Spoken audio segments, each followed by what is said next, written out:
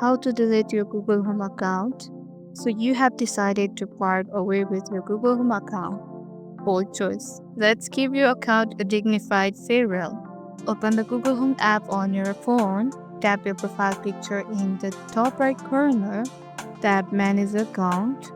This is where all the behind the scene magic happens. Swipe over to the data and privacy, and you will see delete your Google account.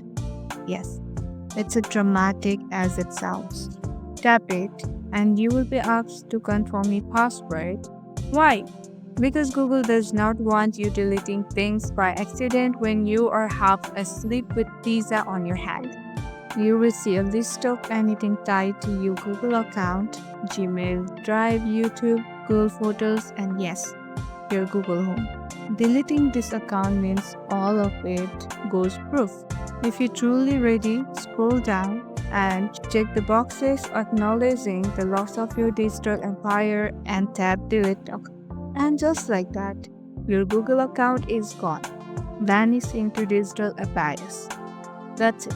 Your Google Home account has officially been deleted.